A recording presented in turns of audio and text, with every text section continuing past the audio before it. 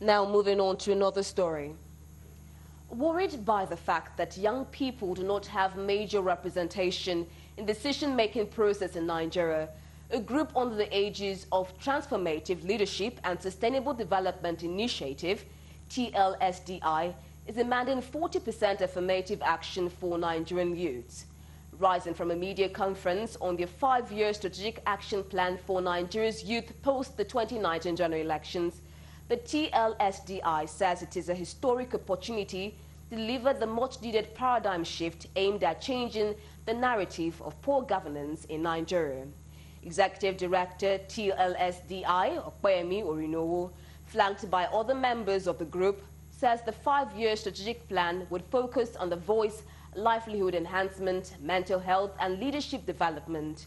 Media personality Bolanle Olukoni spoke on the Search Conference, which is designed to create a safe space for young leaders in the public, private and social sectors to synergize and aggregate their voices towards maintaining government transparency and responsiveness. The group also seeks to advocate good and open governance that will guarantee sustainable development for young and underserved people in Africa.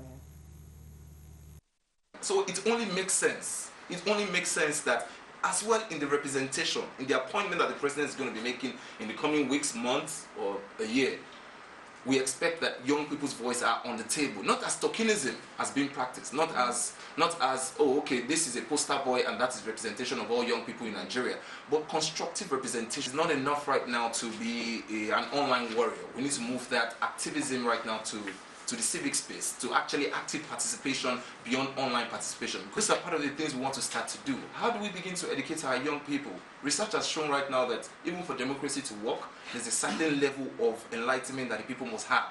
I think learning and seeing from this last election, Nigeria's future is in young people's hands, right? So a majority of our population between now and the next one are going to be below the ages of 35.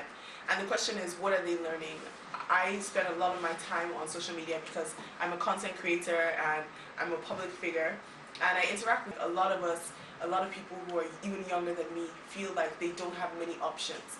And the honest truth about it is that when you think of this initiative, it is providing options for people who don't have options.